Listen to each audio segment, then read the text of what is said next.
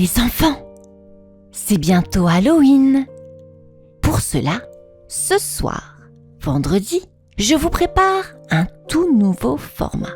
3 mini-histoires pour vous faire peur, mais tout en douceur, car le but est de bien dormir. Bien. À présent, avant de débuter la première histoire qui s'intitule « La goule et la citrouille », la farce de minuit, je t'invite à te brosser les dents, à enfiler ton pyjama, à faire un gros câlin à tes parents. Et si cette histoire te plaît, mets-nous un petit pouce bleu. Ça me fera très plaisir. Allez, à présent, prépare-toi. Installe-toi dans ton lit. L'histoire commence. C'est parti.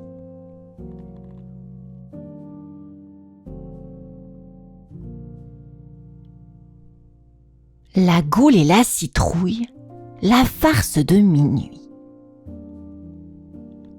Le soir d'Halloween approchait et le jardin de Phoebe et Brandon ressemblait déjà à un petit royaume enchanté. Des guirlandes d'araignées en papier pendaient aux branches. Des lanternes en forme de fantômes brillaient doucement et une odeur de feuilles sèches se mêlait au parfum du chocolat chaud posé sur la table du porche. Phoebe serrait son écharpe orange contre son cou. Ses yeux pétillaient d'excitation. Brandon, lui, portait un vieux chapeau de sorcier beaucoup trop grand qui glissait sans cesse sur son nez. « Viens !» dit Phoebe en tirant son frère par la manche. « On doit sculpter la grande citrouille !» Au fond du jardin, une énorme citrouille trônait, ronde comme la lune d'automne. Sa peau orange semblait presque luire dans la pénombre. Pourtant, ni leur maman, ni leur papa ne se souvenaient l'avoir achetée. Brandon posa la main dessus. Elle était glaciale, comme si elle avait passé la nuit dans un congélateur. Il frissonna. « On dirait qu'elle nous regarde », murmura-t-il. Phoebe éclata de rire, mais son cœur battait plus vite. « N'importe quoi ! Ce n'est qu'une citrouille !» Ensemble, ils tracèrent un sourire tordu et 2 yeux triangulaires. Le couteau crissa contre la chair épaisse, dégageant une odeur sucrée et terreuse. Ils creusèrent, vidèrent, puis déposèrent une petite bougie au milieu. Le jardin se fit soudain silencieux, comme s'il retenait son souffle. Brandon craqua une allumette. La flamme dansa, vacilla, puis toucha la mèche.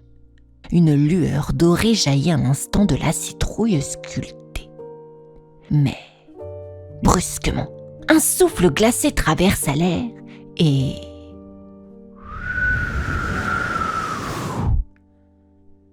la flamme s'éteignit aussitôt. Phoebe sursauta. « Tu as soufflé dessus ?»« Pas du tout !» répondit Brandon, les yeux écarquillés. Un frisson parcourut le jardin. La citrouille, immobile, semblait sourire plus largement qu'avant. Phoebe et Brandon reculèrent d'un pas. Le vent s'était calmé. Pourtant, la bougie s'était éteinte toute seule. Le jardin, baigné d'ombre, semblait observer les 2 enfants. Phoebe se mordit à la lèvre. « On réessaye ?» dit-elle, d'une voix un peu tremblante.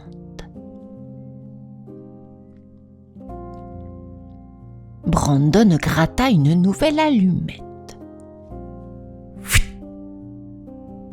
Une flamme minuscule apparut et illumina son visage inquiet.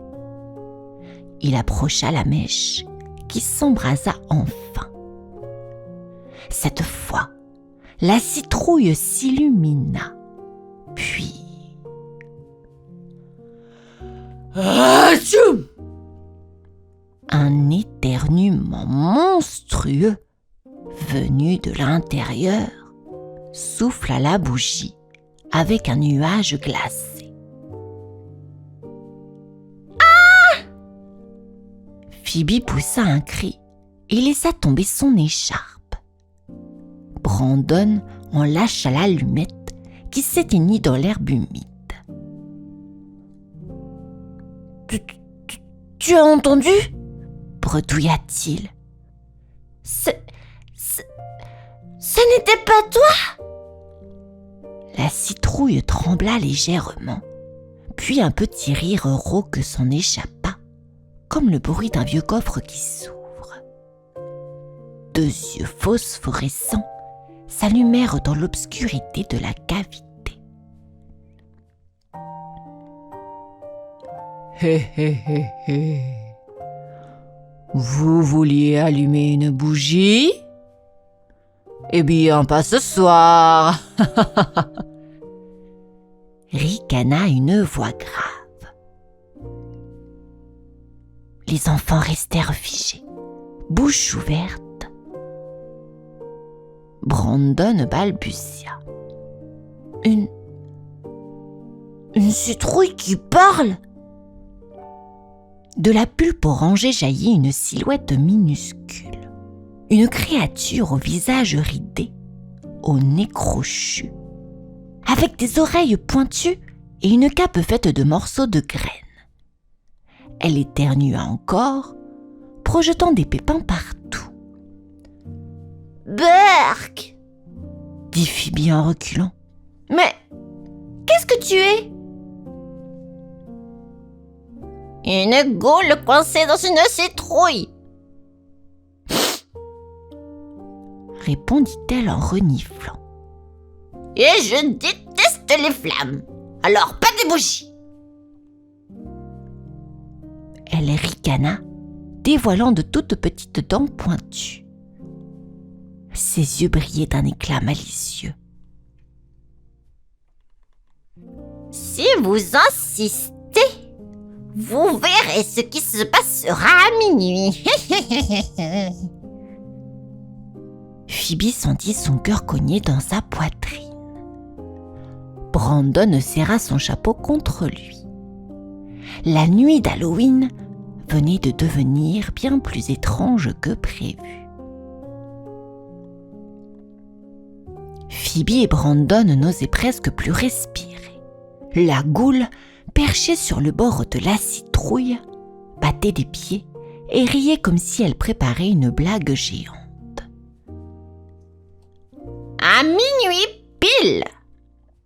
déclara-t-elle d'une voix théâtrale. « Si votre citrouille ne brille pas, je resterai ici pour toujours !» Brandon blêmit. « Pour toujours ?» Oui, et je vous promets que je ronflerai toutes les nuits dans votre jardin, ajouta la goule en reniflant. Phoebe, malgré sa peur, fronça les sourcils. Ah non, pas question, c'est notre citrouille. Ils essayèrent encore et encore d'allumer la bougie, avec des allumettes, une lanterne, même un briquet emprunté à leur papa. Mais chaque fois, la goule éternuait si fort que la flamme s'éteignait aussitôt. L'horloge du salon sonna 11 coups. Il ne restait presque plus de temps. Le jardin frissonnait sous la lune et la citrouille semblait sourire de plus en plus largement. Phoebe serra la main de Brandon. « Écoute, » dit-elle doucement. « Si on tremble, la bougie s'éteint. Mais si on la tient ensemble, peut-être que la lumière serait plus forte que ces farces. » Brandon hocha la tête. Tous deux allumèrent une dernière allumette, leurs mains serrées, l'une contre l'autre. La flamme vacilla, mais cette fois, elle ne s'éteignit pas.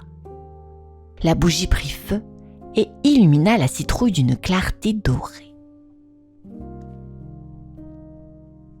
La goule éternua si violemment qu'elle se transforma en une petite pluie d'étincelles argentées qui disparut dans la nuit. Un silence apaisant tomba sur le jardin. La citrouille brillait fièrement, chassant l'ombre glacée. Brandon éclata de rire, encore tremblant. « On l'a eu! Oh ouais !» Phoebe sourit, le cœur léger. « Oui, et tu sais quoi? La vraie lumière, c'est celle qu'on partage. » Et, sous la lune ronde, la citrouille continua de sourire, comme pour garder le secret de cette drôle de nuit.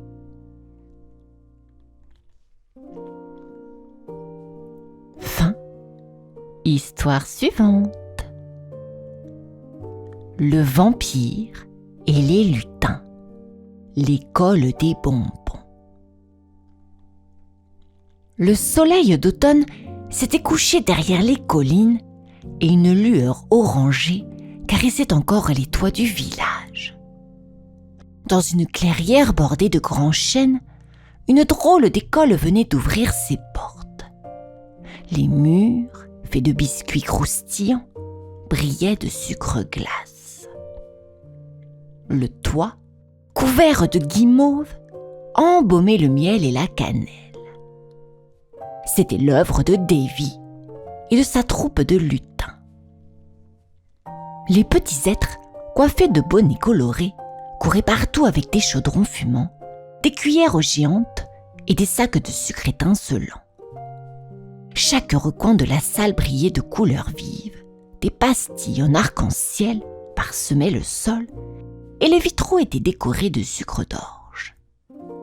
Phoebe, une fillette du village, poussa la porte en bois recouverte de chocolat fondu. Ses yeux s'écarquillèrent. « Oh, ça sent comme un rêve !» murmura-t-elle. Brandon, son frère, renifla bruyamment et rit. « Oh, on va apprendre à faire des bonbons. Tu te rends compte? Des vrais bonbons magiques !» Davy, le lutin-chef, se hissa sur un tabouret et agita une cloche en sucre. « Bienvenue, chers enfants!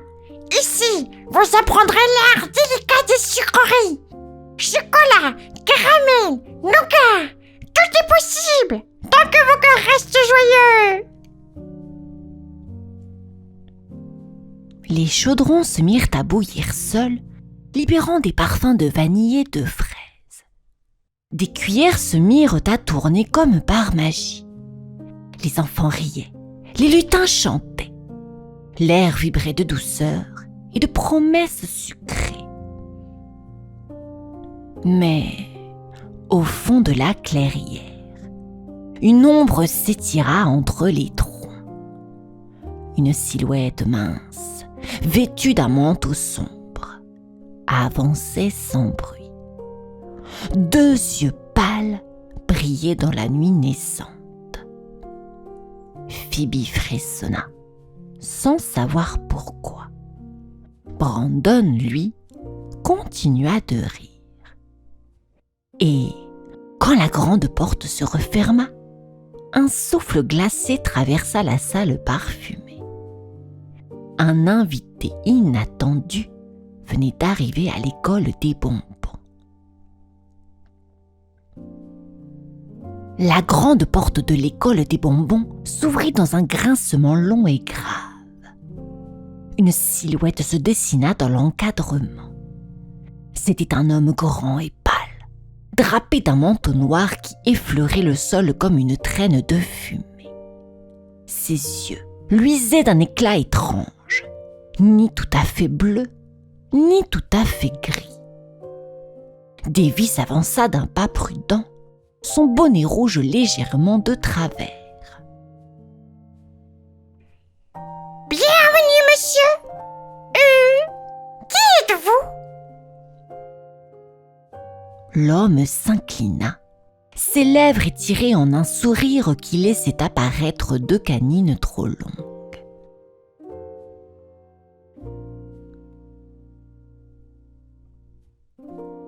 « Je m'appelle Marc, » dit-il d'une voix douce et profonde. « J'ai entendu parler de votre école merveilleuse et je voudrais y apporter ma touche personnelle. » Les lutins s'échangèrent des regards inquiets, mais Brandon, fasciné, s'approcha. « Tu veux faire des bonbons toi aussi ?» Marc se mit à rire doucement. « Bien sûr, petit. J'ai une recette très spéciale. » Il sortit d'une poche une petite fiole de cristal contenant un liquide rouge sombre. Sous la lumière des chandelles, il brillait comme du rubis fondu. « Juste quelques gouttes, » dit-il en versant le contenu dans un chaudron de sucre en ébullition. Un parfum étrange se répandit aussitôt, sucré, mais mêlé d'une odeur métallique et épaisse. Les bonbons, au lieu de scintiller, devinrent sombres, presque translucides, comme des morceaux de verre rouge. Phoebe en fronça le nez. « Ça sent pas bon !» Davy s'approcha du chaudron, inquiet. « Mais ce n'est pas du sucre. Qu'as-tu mis là-dedans ?»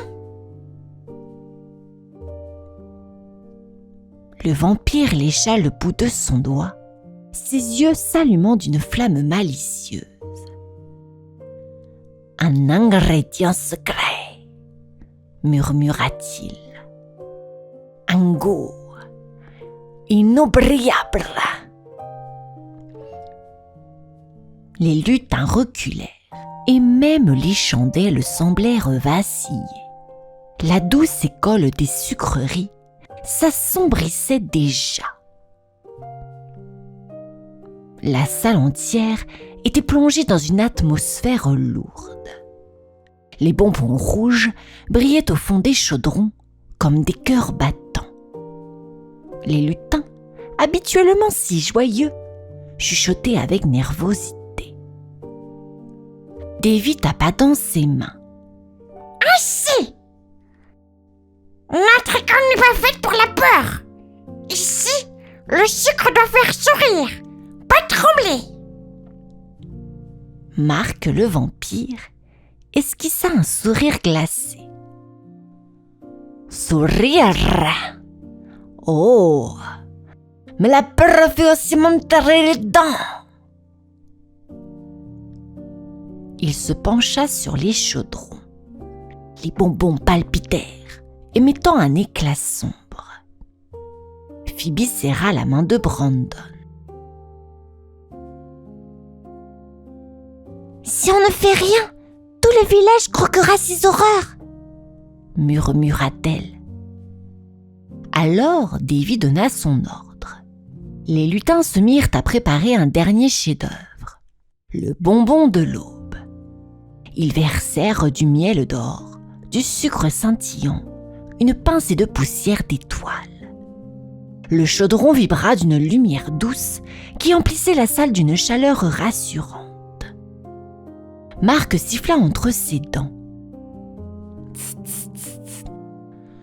Pathétique!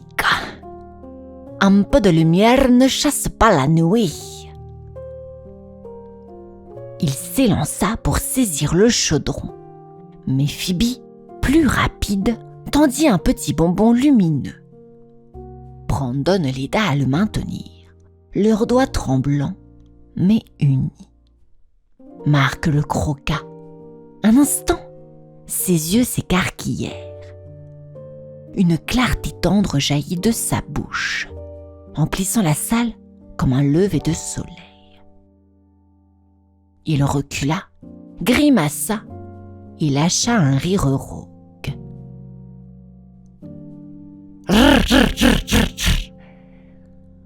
Croyez m'avoir chassé. La douceur ne fait que retarder la soif. Et, dans un nuage de chauves-souris noires, il disparut, laissant flotter un parfum mêlé de framboises et de fers. Les enfants applaudirent, les lutins dansèrent. La menace semblait écartée. Pourtant, au fond de la classe, parmi les bonbons rouges abandonnés, l'un d'eux pulsa encore, faiblement, comme s'il respirait. Phoebe s'en approcha, hésita à le toucher, puis recula, un frisson le long du dos.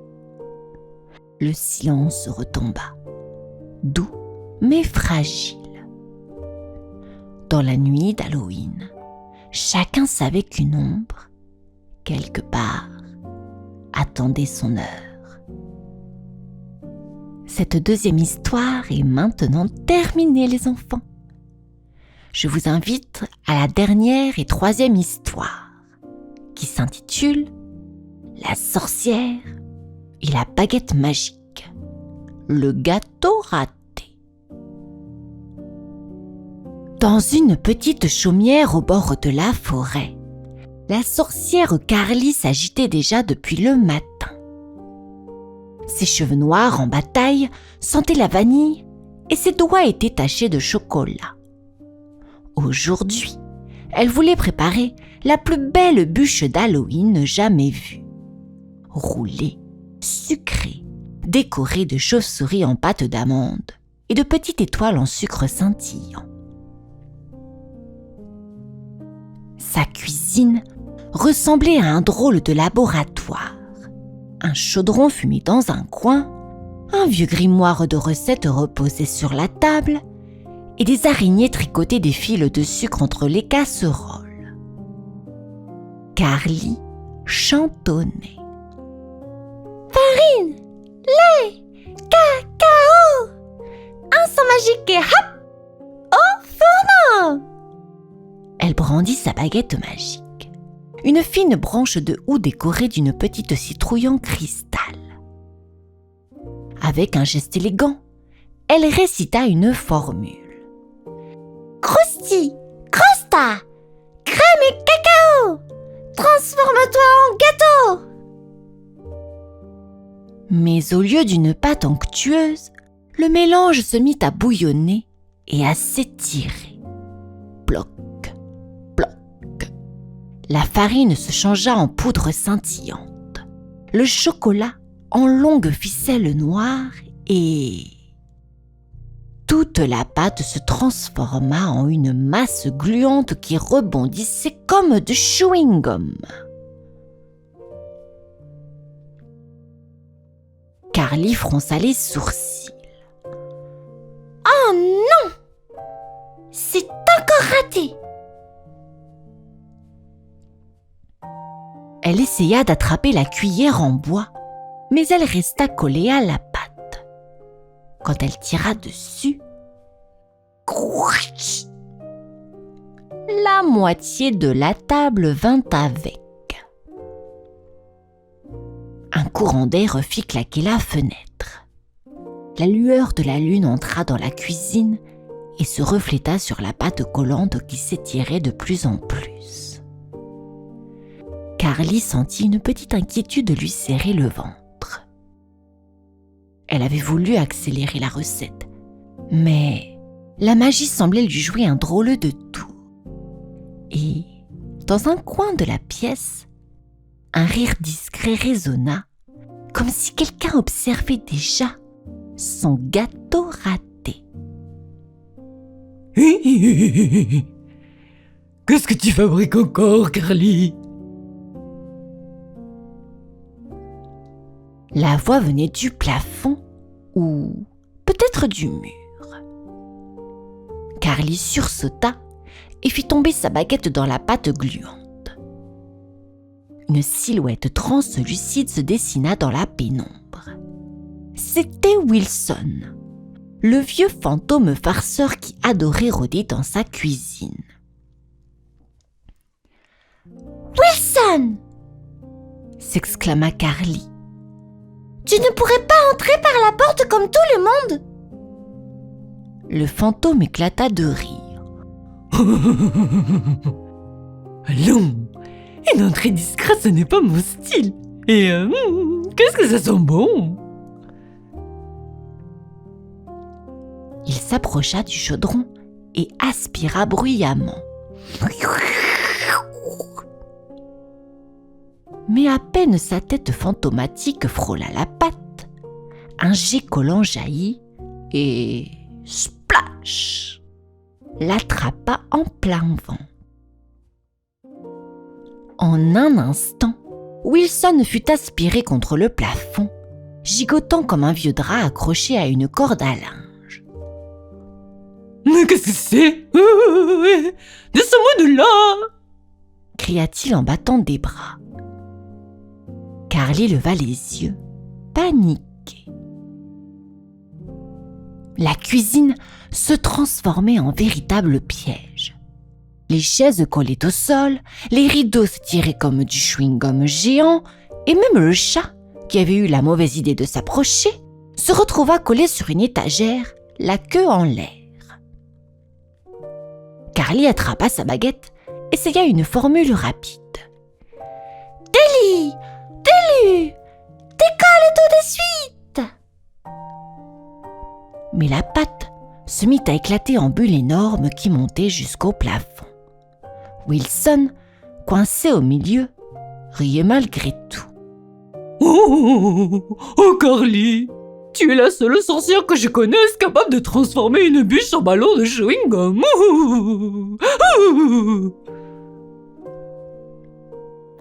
Elle serra les dents. « Ce n'est pas drôle!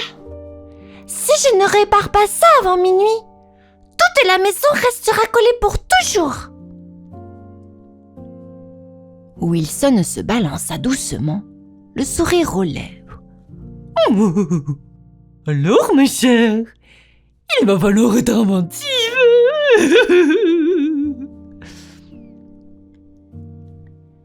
La cuisine ressemblait à une bulle géante. Des fils de pâte rose s'étiraient d'un coin à l'autre, collant les chaises au mur, les casseroles au plafond, et Wilson flottait toujours, prisonnier comme une chauve-souris enroulée dans son propre drap.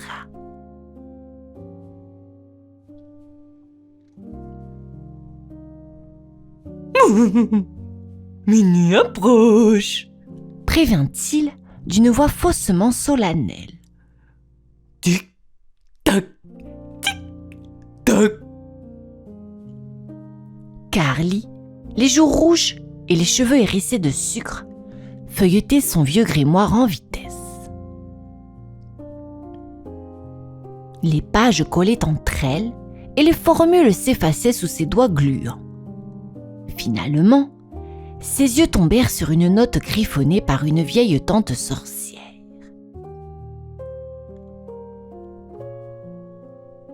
Pour dissoudre la colle magique, 3 éclats de rire sincères le mieux que 1000 sorts. Carly leva les yeux vers Wilson. 3 rires? C'est tout? Wilson se tortilla, puis éclata d'un fou rire.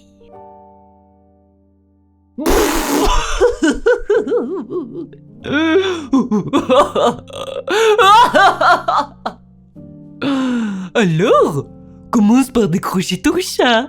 Il m'avait déjà hurlé de rire avec sa queue coincée.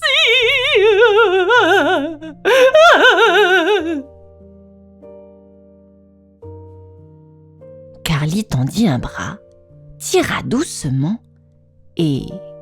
ploc! Le chat retomba dans ses bras, couvert de bulles. Il éternua si fort que Carly éclata de rire à son tour. Wilson, secoué comme une cloche par les bulles, ricana encore plus fort. Leurs rires résonnèrent ensemble, clairs et francs. La patte trembla, se rétracta et commença à disparaître dans un petit crépitement lumineux. Les murs se dégagèrent, les meubles reprirent leur place et Wilson glissa enfin du plafond avec un soupir de soulagement. Sur la table, il restait un étrange gâteau. Pas une bûche roulée, mais une grande bulle sucrée, translucide, gonflée de lumière. Ce n'est pas une bûche, murmura Carly, découragée.